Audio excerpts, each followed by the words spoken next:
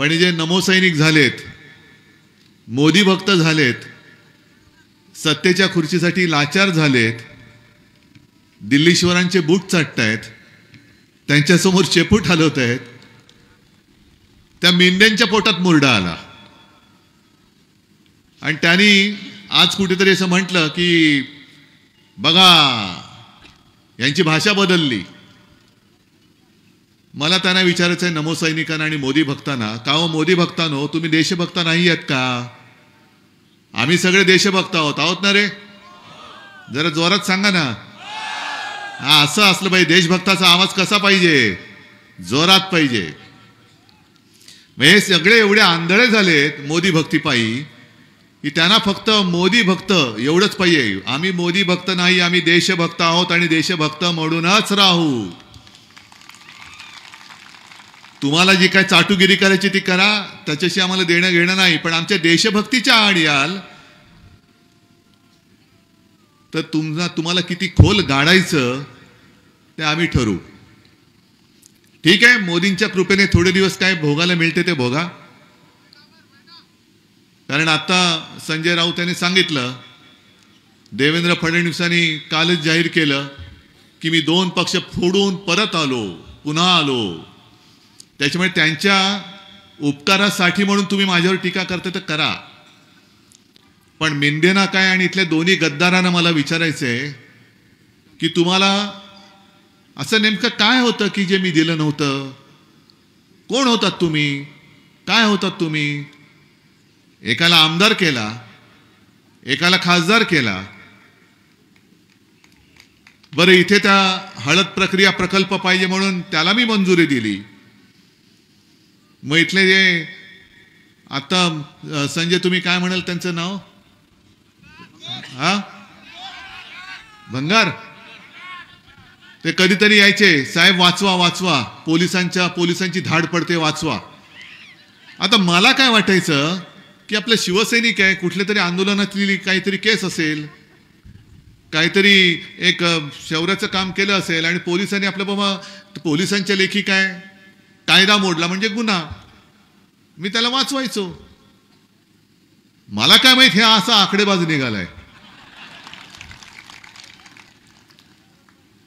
काही जण मला विचारतात, का हो तुम्ही आता त्यांच्यावरती आरोप करताय, गद्दार ईडी सीबीआयच्या इन्कम टॅक्सच्या भीतीने तिकडे गेले. तुमच्यात होते तेव्हा तुम्हाला माहिती नव्हते काय? खरंच नव्हते माहीत. कारण शेवटी शिवसैनिक म्हटल्यानंतर त्याच्यावर विश्वास ठेवणं हे पक्षप्रमुख म्हणून माझं काम होतं आणि आहे. आणि एक सारा शिवसैनिक जर चांगलं काम करत असेल तर त्याला प्रोत्साहन देणं हे माझं काम आहे. पण त्या चांगल्याचा अर्थ त्याच्या अर्थी असे जर का हे म्हणजे आता ते म्हणतात ना अबकी बार, तसे हे गल्ली बोळात बार उघडले तर नेमका कोणता बार? आता यांना निवडणुकीत एकच मिळतो, आपटी बार. या सगळ्या बारांना आता आपटी बार म्हणून फोडून टाकायचं. आणि जी फसवणूक माझी झाली, तुमची झाली, तसं पाहिलं तर तुमची मी दिलगिरी व्यक्त करतो. कारण ह्या दोघांनाही उमेदवारी देण्याचं पाप मी केलं होतं. ते पाप. आणि यांनी पाठीत नुसता वार नाही केला. जे शिवसेना प्रमुख म्हणायचे की माझ्या पाठीत एवढे वार झाले की आता वार करायला जागाच नाही, यांनी पाठीत नाही वार केला, यांनी शिवसेना नावाच्या आईच्या कुशीवरती वार केलेला आहे. जन्मदातीच्या कुशीवरती वार केलेला आहे. जिने तुला जन्म दिला, जिने तुला मान सन्मान मिळवून दिला. नाहीतर कोण तू होतास? आता आत चढत असतास तुरुंगामध्ये. कुठल्या केसेस, एवढ्या नाना केसेस तुझ्यावरती होत्या, आतमध्ये चढत असतास. तुला शिवसेनेने मोठा केला, शिवसेना ही 4 अक्षर मागे लागली. तुम्हाला पटत होतं किंवा नव्हतं, तुम्ही आदेश म्हणून तुम्ही त्यांना निवडून दिलं. आणि या उलटा फिरून आपल्याच आईच्या पोटावरती वार करणारी अवलाद, मग ती तिथली खासदार असेल किंवा तिथला खासदार असेल किंवा आमदारही असेल. अनेकदा असं होतं की आपल्यामध्ये असतात तेव्हा कळत नाही, लांब गेल्यानंतर कळतं. कारण मी यांना हालचाल करायला देत नव्हतो तशी. ज्याप्रमाणे मी सर्वांना सांगतोय, आता अंबादास दानवे म्हणाले की कोरोना काळात मी किती काम केलं. संजय राऊतनी सांगितलं, तुम्हाला सगळ्यांना सुद्धा माहिती आहे. या कोरोना काळामध्ये आपण जे काम केलं ते काम हे सगळं विसरून द्यायला लावत आहेत. आणि त्या सगळ्या काळामध्ये अनेक कामं अशी होती, जसं शिवभोजन. मी आता अंबादासनं म्हटलं, तुम्हाला विचारतोय, गावात शिवभोजन चालू आहे की नाही रे अजून? इकडे नाही म्हणतात, तिकडे हो म्हणतात. आपण 10 रुपयामध्ये गोरगरिबाला पूर्ण जेवण मिळेल अशी सुविधा उपलब्ध करून दिली. कोरोना काळामध्ये 10 रुपयाची थाळी आपण 5 रुपयात केली होती. हे सगळं आपण करत होतो. आणि मी मुख्यमंत्री असताना एक महत्वाचं काम जे केलं ते म्हणजे मी महाराष्ट्र यांना लुटायला नव्हतो देत. अगदी आज जे बसले तिकडे पंतप्रधान आणि गृहमंत्री आता येत आहेत, खेट्या घालतायत. महाराष्ट्राची निवडणूक आजपर्यंत कधी एवढ्या लांबलचक कार्यक्रमामध्ये त्यांनी विभागली नव्हती. 20 मे पर्यंत आपली निवडणूक लांबवली. का? कारण आता मोदीजी येणार, मग अमित शहा येणार, आणखीन कोण कोण सगळे मंत्री येणार आणि मग तुमच्याकडे मतांची भीक मागणार. संकट काळात कधीतरी तुम्ही आलात मोदीजी. या माझ्या महाराष्ट्रामध्ये, विदर्भात आणि मराठवाड्यात सुद्धा शेतकरी आत्महत्या करतायत. कधीतरी तुम्ही एखाद्या शेतकऱ्याच्या घरामध्ये गेलात विचारपूस करायला? पण आता येतील, आता येतील. पोलिसांना आधी पाठवतील, बॉम्ब स्क्वॉड वगैरे सगळ्या घरामध्ये. कुठे ह्याच्या मडक्यामध्ये काय बॉम्ब नाही ना रे, ह्याच्यामध्ये काय हे नाही ना, सगळं साफसूफ करतील आणि हॉटेलमधनं आणलेलं त्याच्या भांड्यात ठेवून मग बाजूला मांडी घालून गरिबाच्या घरात जाऊन शेतकऱ्यांनी केलेली भाकर तुकडा खाल्ला. हे सगळे चाळे करतील, हे सगळी नाटकं करतील. पण विशेष म्हणजे जे मी तुम्हाला म्हटलं, मी महाराष्ट्रानं लुटू देत नव्हतो. का? मी मुख्यमंत्री असताना असं काय केलं होतं पाप, की तुम्ही गद्दारी करून आपलं चांगलं चालणारं सरकार पडलं? मी माझ्या या शेतकऱ्यांना कर्जमुक्त केलं, हे मी पाप केलं? मी कोरोनामध्ये महाराष्ट्र वाचवण्याचं काम तुमच्या सगळ्यांच्या साथीने सोबतीने केलं, हे मी पाप केलं? मी शिवभोजन जेवण हे 10 रुपयात सगळ्यांना देत होतो, हे मी पाप केलं? याच्यासाठी नाही, त्यांना महाराष्ट्रात येणारे उद्योग धंदे आणि महाराष्ट्रातले उद्योग हे गुजरातला पळवायचे होते, जे मी पळू देत नव्हतो. म्हणून गद्दारी करून यांनी आपलं सरकार पाडलं. हा माझा जाहीर आरोप आहे, जाहीर आरोप आहे. मग ठरल, लाज वाटली पाहिजे. देशाचे प्रधानमंत्री मोदी परिवार काय फक्त गुजरात पुरता मर्यादित आहे? गुजरात आमचा सुद्धा आहे. आमचा आणि इथे महाराष्ट्रात वर्षानुवर्षे पिढ्यानपिढ्या राहणाऱ्या गुजराती माता भगिनी बांधवांचा अजिबात वैर नाहीये. अनेकदा मुंबईमध्ये सुद्धा शाखांमध्ये गुजराती बांधव आहेत. मुलाला शाळेचे ऍडमिशन पाहिजे, कोणाला तरी हॉस्पिटलमध्ये ऍडमिट करायचंय, रक्त पाहिजे, आम्ही देतोच. कारण आम्ही भेदभाव करत नाही, हे आमचं हिंदुत्व आहे. पण तुम्ही जणू काय फक्त गुजरातचे पंतप्रधान आहात आणि जे काय आहे ते गुजरातमध्येच न्यायला पाहिजे अशा पद्धतीने जे वागता आहात. काय माझ्या शेतकऱ्यांनी काय तुमचं घोडं मारलंय? अलीकडच्या काळामध्ये सुद्धा तुम्ही वाचत असाल किंवा टीव्हीवर पाहत असाल, 3 उद्योग सेमीकंडक्टर म्हणजे काय, ती चिप बनवण्याचा 1,00,000-1.5 लाख प्रत्यक्ष आणि अप्रत्यक्ष रोजगार त्यातून मिळणार. त्या 3 पैकी 2 उद्योग प्रधानमंत्री महोदयांनी गुजरातमध्ये नेले. गुजरात, एक आसाममध्ये. काय महाराष्ट्राने काय असा गुन्हा केलाय? महाराष्ट्रामधला हिरे व्यापार तुम्ही गुजरातला घेऊन गेलात. फिल्मफेअर अवॉर्डचं ते फंक्शन तुम्ही गुजरातमध्ये घेऊन गेलात. क्रिकेटची फायनलची मॅच ते सुद्धा गुजरातमध्ये घेऊन गेले. आता अनेक जण म्हणतात, माझा काय त्याच्यावरती विश्वास नाही, म्हणा तुमचा आहे काय कल्पना नाही, की ती मॅच जर का मुंबईत झाली असती तर आपण जिंकलो असतो, असं काही जणांचं म्हणणं आहे बाबा.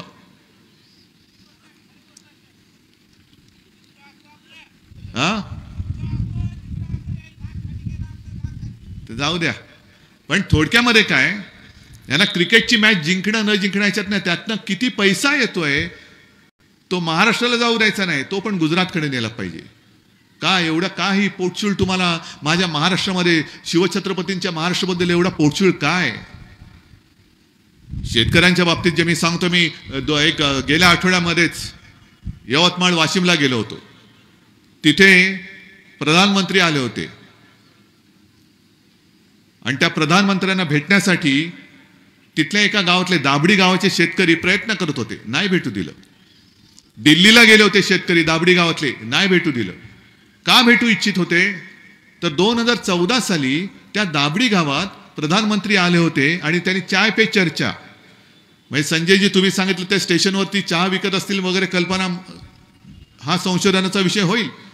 पण 14 साली त्यांनी तिथे चाय पे चर्चा केली होती आणि मी त्या दाबडी गावासाठी काय काय करीन, कापूस उत्पादक शेतकऱ्यांसाठी काय करीन, तुमच्यासाठी काय करीन, मोठमोठ्या थापा मारून गेले. 10 वर्ष होत आली, अजूनही कसला पत्ता नाहीये. आणि शेतकरी तिकडे जायला निघाले, नाही जायला दिलं. प्रधानमंत्री गावात त्या यवतमाळमध्ये येत होते, शेतकरी भेटू इच्छित होते, पोलिसांना सांगून त्यांना बाजूला कोंडून ठेवलं. हे असे पंतप्रधान अगदी कडेकोट बंदोबस्तात त्यांना आणि जाहीर सभेमध्ये भाई और बहनो मित्रो करणार आणि पुन्हा पुन्हा पुन्हा पुन्हा, म्हणजे त्यांच्याच शब्दात सांगायचं तर एकच प्रॉडक्ट किती वेळा तुम्ही पुन्हा पुन्हा नवीन लेबल लावून लॉन्च करणार आहात. म्हणजे माझ्या लहानपणी, आणि खरं आहे मी लहान होतो लहानपणी, तुम्ही पण असाल ना लहानपणी, लहान होतात की नाही? का 38 वर्षाचे होतात? मी लहानपणी 38 वर्षाचा होतो तसं नाही, मी लहानपणी खरंच लहान होतो. त्यावेळेला एक साबण यायचा हमाम, आठवतंय का कोणाला? नाही, माहित नाही, कारण गेला आता तो. माझं लहानपण गेलं आणि तो साबण पण गेला. आकर्षक जाहिरात यायची, हमाम अप नए पॅक में.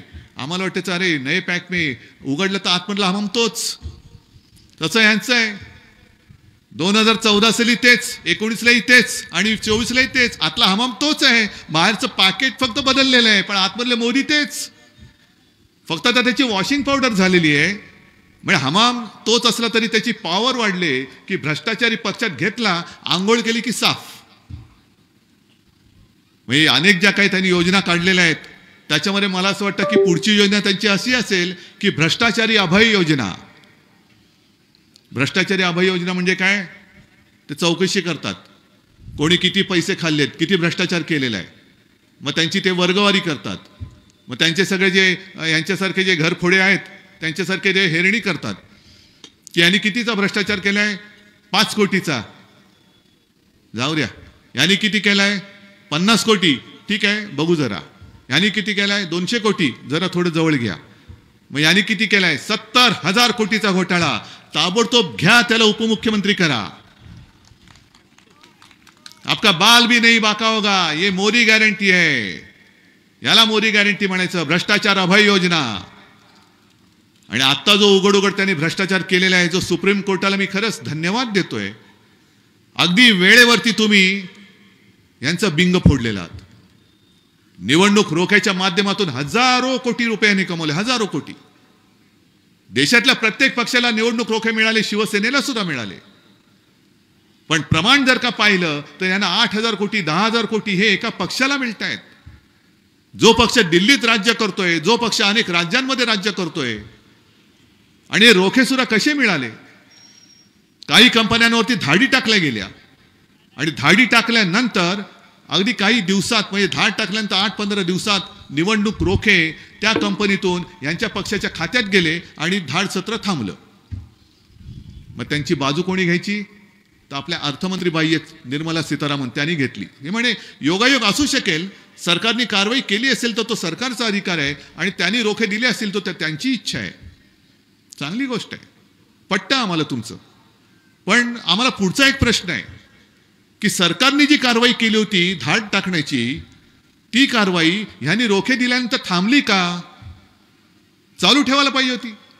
कारण सरकारला जर वाटत असतील ते गुन्हेगार आहेत, ह्यांनी काहीतरी गुन्हा केला म्हणून त्याच्यावर तुम्ही धाड टाकताय आणि त्यांनी रोखे दिल्यानंतर तुम्ही जर का ती धाड थांबवत असाल तर त्यांनी केलेल्या गुन्ह्याचे पैसे हे तुमच्या खात्यात आले म्हणून तुमच्यावरती सुद्धा गुन्हा दाखल का करायचा नाही? बरं, काही काही तर असे आहेत की ज्यांचा जो नफा आहे तो अगदी 100-150 कोटी असेल, पण त्यांनी रोखे दिलेत ते काही 1000 कोटीचे दिलेले आहेत. काही कंपन्या अशा आहेत अगदी महाराष्ट्रामध्ये सुद्धा आपलं सरकार पाडल्यानंतर जे काय माझ्या कानावर येते ती एक मेघा म्हणून काहीतरी कंपनी कन्स्ट्रक्शन, त्या कंपनीला सुद्धा बुलेट ट्रेन असेल, आणखीन काय असेल, काय काय कामं, ही यादी घेऊन वाचली तर खरंच आपले डोळे पांढरे होतील की अनेक अशा कंपन्या आहेत की रोखे दिल्यानंतर त्यांना कामं मिळालेत किंवा कामं दिल्यानंतर यांना रोखे मिळालेले आहेत. महाभ्रष्टाचार नाहीये? कोणत्या तोंडाने तुम्ही सांगता ना खाऊंगा ना खाने दूंगा? खाते तर भरपूर, स्वतः खाताय. पण आमच्यापैकी जरा जरी कोणी काही इकडचं तिकडे केलं तर त्याच्यामागे नसत्या खोट्या केसेस लावून भाजपात ये नाही तर तुरुंगात जा असे सांगतायत. हे संजय राऊतनं सुद्धा दडपण आणलं होतं, पण संजय राऊत तुम्हाला माहिती आहे कसं आहे. म्हणजे मला तर खात्री आहे की ईडीने सांगितलं असेल जा बाबा इकडे थांबू नकोस, तू जा आमच्याकडे राहू नको, आम्हाला काहीतरी करशील. कारण कर नाही त्याला डर कशाला. हे आता काल राहुल गांधी शिवाजी पार्कच्या सभेत बोलले की त्यांच्यामधला एक मोठा नेता, तुम्हाला अंदाज आला असेल, त्याच्यामुळे सोनियाजींकडे जाऊन रडले की मी काय करू, मला आता तुरुंगात जायचं नाहीये. अरे पण पक्षाने एवढं सगळं तुला दिलं, काही काही जणांना मुख्यमंत्री केलं, उपमुख्यमंत्री झाले, मंत्रीपदं दिली, भरघोस सगळं केलं, कुटुंबाचं कोट कल्याण केलं. मग एवढं सगळं केल्यानंतर पक्षासाठी तू थोडी सुद्धा त्रास घ्यायची तुझी तयारी नाही. एक तर पहिला म्हणजे पाप का केलंस. आपले सुद्धा जे काय मिंदे पडून गेले, मी जे तुम्हाला सांगितलं की 70,000 कोटीचा घोटाळा केला तर उपमुख्यमंत्री पद, कारण 70,000 कोटीचा घोटाळ्याचा आरोप मी नव्हता केला, माझे उपमुख्यमंत्री म्हणून ते बसायचे. आरोप मोदीजी तुम्ही केलात, आरोप देवेंद्र फडणवीसजी तुम्ही केला होता. आणि तुम्ही सांगितलं होतं की तुमचं सरकार आल्यानंतर अजित दादा चक्की पिसिंग पिसिंग पिसिंग. मग आता हे काय तुमचं पिसिंगला शब्द दुसरं काय. आता एवढे जवळजवळ बसतात, आरोप करणारे तुम्हीच.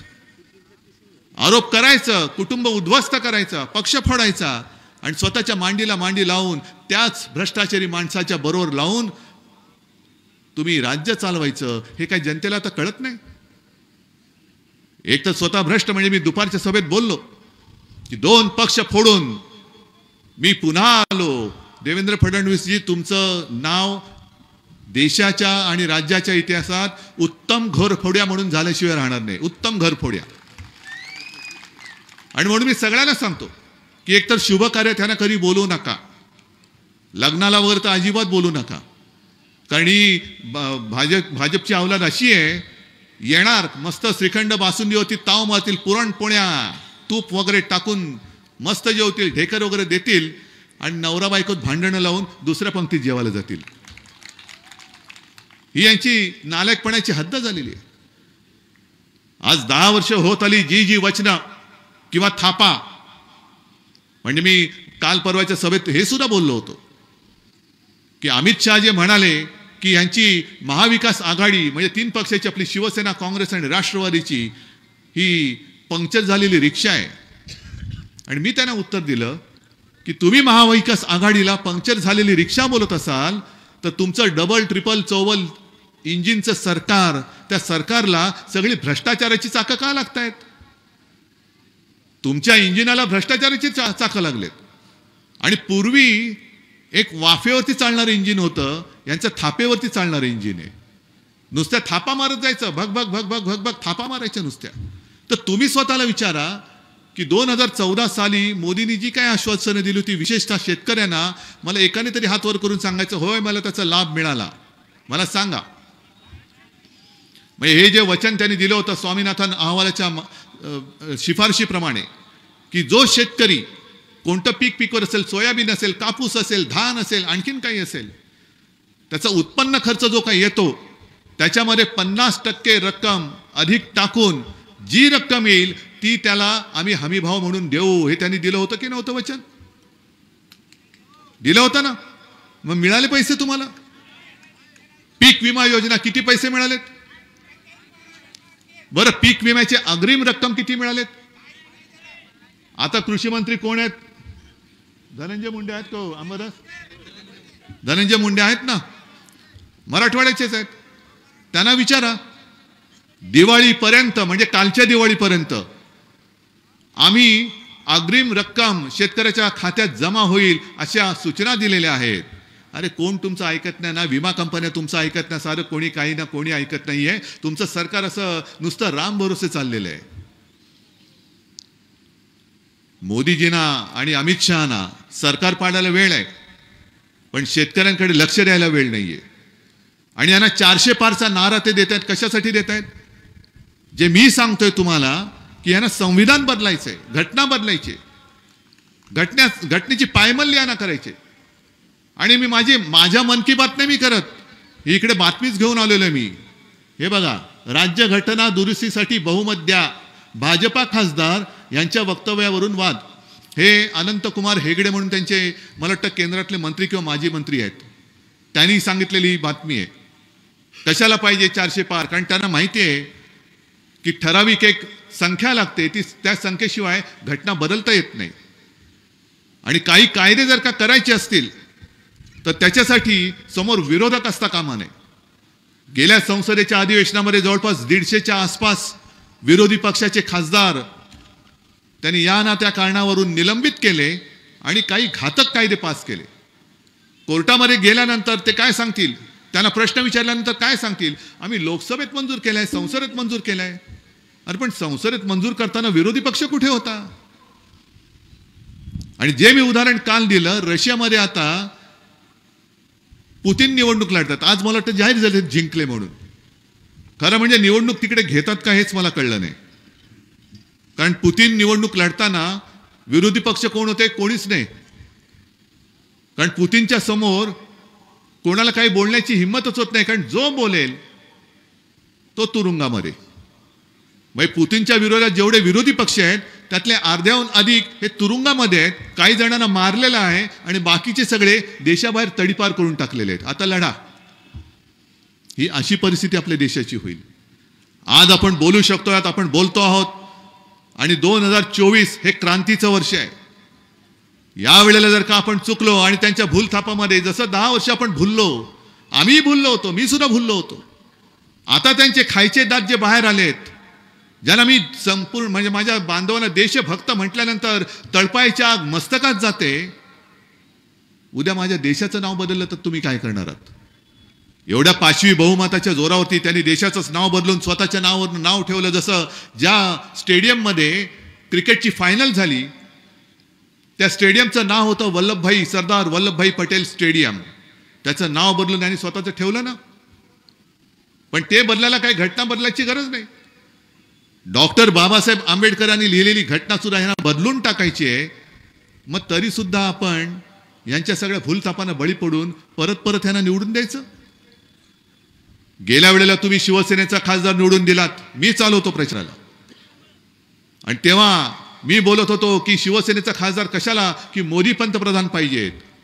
यावेळेला मी सांगतो मोदी अजिबात पंतप्रधान होता कामा नयेत. ज्या मोदीजींना अडचणीत असताना आणि ज्या अमित शहाना अडचणीत असताना हिंदू हृदय सम्राट शिवसेना प्रमुखांनी वाचवलं होतं. मोदीजींचं नाव जेव्हा प्रधानमंत्री पदासाठी भारतीय जनता पक्षाच्या कार्यकारिणीमध्ये सुचवलं गेलं, तेव्हा भारतीय जनता पक्षाच्या व्यतिरिक्त मोदीजींना पाठिंबा देणारा जर पक्ष कोणता असेल तो शिवसेना. आपण त्याला पाठिंबा दिला. तर संजय राऊतना मी सांगितलं होतं आणि संजय राऊत तिकडे जाऊन त्यांना गुच्छ देऊन आले होते. म्हणजे एवढं जसे हे गद्दार ज्यांना शिवसेनेने आमदार केलं, खासदार केलं, तरी सुद्धा ते गद्दारी करतायत. आणि मोदीजी, अमित शहा, तुम्हाला सुद्धा असं आम्ही कोणतं पाप केलं होतं? जेव्हा अटल बिहारी वाजपेयी राजधर्म का पालन करना होगा म्हणून मोदीजींना केराच्या टोपलीत टाकायला निघाले होते, तेव्हा संपूर्ण देशात एकमेव हिंदू हृदय सम्राट शिवसेना प्रमुख बाळासाहेब ठाकरे हे मोदीजींच्या पाठी उभे राहिले होते. तर तेव्हा आम्हाला गर्व वाटत होता. आता लाज वाटते. त्याच शिवसेनेला तुम्ही फोडलत, त्याच शिवसेनेला तुम्ही संपवायला निघालात, त्याच शिवसेना प्रमुखांच्या पुत्राला तुम्ही मुख्यमंत्री पदाच्या गादीवरून गद्दारी करून खाली खेचलत. अरे आम्ही तुम्हाला पंतप्रधान बनवलं आणि तुम्ही गद्दारी करून आम्हाला खाली खेचलत. काय म्हणून आम्ही तुमच्या सोबत राहायचं? ही गद्दारी केवळ उद्धव ठाकरे सोबत नाहीये, तर माझ्या महाराष्ट्राशी झालेली गद्दारी आहे. कारण मोदींचे फोटो लावून तुम्ही जिंकलात. अहो, हिंगोलीचा माझा पहिला खासदार मोदींचे फोटो लावून निवडून नव्हता आला, तो शिवसेना प्रमुखांचा फोटो लावून निवडून आला होता. जे शिवसेनेचे पहिल्या फळीतले खासदार निवडून आले तेव्हा मोदी, नरेंद्र मोदी हे भारताच्या राजकारणामध्ये त्यांचं नाव सुद्धा नव्हतं. तेव्हापासून माझ्या शिवसेनेला महाराष्ट्रातली जनता दिल्लीमध्ये पाठवते. 96 सालापासून, आधीपासून त्याच्या. हे तुमचे फोटो अलीकडे लागले. बरं, मोदीजींचा फोटो तुम्ही लावताय. आता त्यांना कळले की महाराष्ट्रामध्ये मोदीजींचा फोटो लावून मत नाही मिळणार. मग काय करायचं? शिवसेना फोडायची, शिवसेना चोरायची. शिवसेनेचं धनुष्यबाण चोरून तुम्ही गद्दारांच्या हातामध्ये दिलं. एवढंच नाही, तर हिंदू हृदय सम्राट शिवसेना प्रमुखांचा फोटो लावून तुला मतं मागायची वेळ येईल तुम्हाला. ही तुमची अवदासा तुम्हाला सुचली म्हणून तुमची दशा झालेली आहे. जर 2019 साली मी काय मागितलं होतं, मी माझ्या वडिलांना हिंदू हृदय सम्राटांना वचन दिलं होतं, एक मुलगा म्हणून पुत्र म्हणून, की मी आपला शिवसैनिक मुख्यमंत्री करून दाखवेन. आणि ते वचन माझं अजूनही अपूर्ण आहे. मी शिवसैनिक आहेच, पण मी मुख्यमंत्री होऊन दाखवेन नव्हतो बोललो, शिवसैनिक मुख्यमंत्री करून दाखवेन बोललो होतो. आणि अमित शहा घरी आले होते. आज तुम्ही म्हणताय की एक घराणं पक्ष चालवतंय, मग तेव्हाही एकच घराणं पक्ष चालवत होता, आजही चालवतंय. आणि जनतेच्या मनात असेल तो उद्याही एकच घराणं पक्ष चालवेल. तेव्हा अमित शहा जे शिवसेना प्रमुखांच्या फोटोसमोर लोटांगण घालत होते, तेव्हा अमित शहाना माहिती नव्हतं की त्यांचाच मुलगा पक्ष चालवतोय. तेव्हा तुम्ही दिलेलं वचन 2.5 वर्षाचं मुख्यमंत्रीपद, आणि मी तुळजाभवानीची शपथ घेऊन बोललेलो आहे. मी माझ्या आई वडिलांची शपथ घेऊन बोलतोय, छत्रपती शिवाजी महाराजांची शपथ घेऊन बोलतोय. मग ते 2.5 वर्ष तुम्ही आम्हाला शिवसेनेला ठरल्याप्रमाणे मुख्यमंत्रीपद दिलं असतं. आज ही तुम्हाला भाडोत्रीगिरी, भाडखवगिरी कशाला करायला लागली असती? अख्खी शिवसेना तुमच्या सोबत होती. मग तुम्हाला जर का कपाळ करंटे तुम्ही निघालात, अख्खी शिवसेना बरोबर आहे, नाही आम्हाला फक्त चोरच पाहिजेत, त्यातले गद्दारच पाहिजेत, घ्या आणि भोगा, आता तुमचं काय होईल ते तुम्ही बघा. कारण जे शिवसेना प्रमुखांनी आम्हाला शिकवले, जे आपल्या कर्माने मारणार आहेत त्यांना धर्माने मारायचं नाही. आपल्या कर्माची फळं जो तो भोगेल. आणि ही लढाई ही केवळ मला मुख्यमंत्री पदावरून खाली घेतलं सोडून द्या, माझ्या स्वप्नातही कधी मुख्यमंत्री पद नव्हतं. पण ज्या शिवसेनेने तुम्हाला वाचवलं, ज्या शिवसेनेने तुम्हाला मोठं केलं, ती शिवसेना तुम्ही संपवायला निघालात. आता तुम्हाला आम्ही संपवल्याशिवाय थांबत नाही. आता महाराष्ट्रामध्ये भाजपला आपल्याला संपवावंच लागेल. एक सुद्धा मत या गद्दारांना पडता कामा नये. गद्दार म्हणजे हेच केवळ नाहीत, तर अगदी भाजपा सुद्धा हा सुद्धा गद्दारच आहे. कारण जे फडणवीसांनी सांगितले 2 पक्ष आम्ही फोडले, याच्याहून जास्त मोठा पुरावा काय पाहिजे तुम्हाला? जे आपले मिंदे म्हणतात उद्धव ठाकरेंनी बाळासाहेबांचे विचार सोडले, यांनी हिंदुत्व सोडलं म्हणून आम्ही तिकडे गेलो, हे साफ झोट. हे देवेंद्र फडणवीसांनी सांगितलं. म्हणून देवेंद्र फडणवीसांचे मी जाहीर आभार मानतो की तुम्ही यांचं भांड फोडलं. कदाचित आता तुम्हाला त्यांचं ओझं जास्त झालं असेल, कारण भाजपच्या खांद्यावर गद्दारांचे ओझे असं झालं असेल तर मला माहिती नाहीये. पण सरळ सरळ पक्ष फोडताय आणि तुम्ही आम्हाला हिंदुत्व शिकवताय. असं काय आम्ही हिंदुत्व सोडलं? तुम्हाला वाटतं मी हिंदुत्व सोडलं? हिंदुत्व सोडलेलं नाही तरी देखील आज माझ्यासोबत मुस्लिम बांधव का आलेत ना? का आलेत? याचं कारण त्यांना सुद्धा कळलं की खरं आणि खोट्यातला फरक कळलेला आहे. विश्वास ज्याच्यावर ठेवू शकतो आणि विश्वासघात कोण करू शकतो यातला फरक त्यांना कळलेला आहे. आणि आमचं जे हिंदुत्व आहे, मी प्रत्येक सभेत सांगतो की आमचं हिंदुत्व हे घरातली चूल पेटवणार आहे आणि भाजपचं हिंदुत्व हे घर पेटवणार आहे. बघा तुम्हाला कोणतं हिंदुत्व पटतंय. आणि ही अशी लढाई जी आहे ही लोकशाहीची लढाई आहे, ही जनतेची लढाई आहे, ही आपल्या भारत मातेची ही लढाई आहे. नुसतं भारत माता की जय जे बोलतायत ती लोक, भाडखाऊ जनता पक्ष, भाडोत्री जनता पक्ष, त्यांना भारत माता की जय बोलण्याचा अधिकार नाहीये. कारण एक तर त्यांचा स्वातंत्र्य लढ्यामध्ये एक कणभर सुद्धा सहभाग नव्हता. ना देशाच्या स्वातंत्र्य लढ्यामध्ये होता, ना मराठवाडा मुक्ती संग्रामात होता, ना संयुक्त महाराष्ट्राच्या लढ्यामध्ये होता. कुठेही लढ्यामध्ये हे कधीच सामील झाले नव्हते. स्वातंत्र्यानंतर काही काळ तर ते त्यांच्या कार्यालयावरती आपला तिरंगा सुद्धा फडकत नव्हते. आता यांना देशप्रेमाचं भरतं आलेलं आहे. आणि आता यांना देशाचं स्वातंत्र्य गिळायचंय. स्वातंत्र्य लढ्यात कधी नव्हते, पण स्वातंत्र्य गिळून तुम्हाला आम्हाला सगळ्यांना गुलाम म्हणून ठेवायचंय. ही गुलामाची हे वारसदार नाही, ते मर्दाचे वारसदार आहे. अरे जो मराठवाडा तेव्हा त्या रजाकाराशी लढला तो तुमच्या हुकुमशाहीला दाद देईल? ही संतांची भूमी आहे, तशी मर्दांची सुद्धा भूमी आहे. आणि म्हणून माझ्या समोर आपल्यातनं तिकडे गेले गद्दार, त्यांच्याबद्दल मला बोलण्याची गरज नाही. तुम्ही त्यांना गाडणार आहात ना. पण संपूर्ण देशाचा ज्यांनी विश्वासघात केलाय त्या भाडोत्री जनता पक्षाचा सुद्धा आपल्याला पराभव करावाच लागेल. जे दिल्लीमध्ये येणाऱ्या शेतकऱ्यांच्या वाटेमध्ये खिळे ठोकतायत, त्यांच्या अंगावरती बंदुका रोखतायत. त्या मोदी सरकारला दिल्लीमध्ये येण्यापासून शेतकऱ्यांना त्यांना रोखावंच लागेल. तुम्ही जर आम्हाला दिल्लीत येण्यापासून रोखत असाल तर माझ्या तमाम शेतकऱ्यांना माझं आवाहन आहे की तुमची आता वेळ आहे. तुम्ही मोदी सरकारला आता दिल्लीत येण्यापासून रोखा. आणि म्हणून एकच विनंती करतोय, वेळ आहे अजून, काही एखादा महिना अजून बाकी आहे. अनेक सगळी प्रलोभनं दाखवली जातील, पैशाचा पाऊस पडला जाईल, अनेक जण येतील, दाढी खाजवतील, काहीच मिळणार नाही त्यातून. पण जे आपलं नातं आहे कुटुंबाचं, जे तुम्ही मला कुटुंब प्रमुख मानतात, त्या एका नात्यातून तुम्हाला तळमळीने सांगतोय. जसं करोनाचं संकट असताना मी तुम्हाला सांगत होतो, तसंही हुकुमशाहीचं संकट असताना मी तुम्हाला सांगतोय की जागे आहात, जागे राहा आणि यांच्या भूलथापांना बळी न पडता आपला शिवसेनेचा, अस्सल शिवसेनेचा, भगव्या मनाचा, भगव्या हृदयाचा, ज्याच्या हृदयात राम आणि हाताला काम देण्याची शक्ती असेल, असा आमदार आणि खासदार निवडून द्या. एवढीच विनंती करतो. जय हिंद, जय महाराष्ट्र. खूप खूप धन्यवाद साहेब. काही पक्षप्रवेश या ठिकाणी होत आहेत. साहेबांच्या तुम्ही पाहत आहात विस्टा न्यूज मराठी.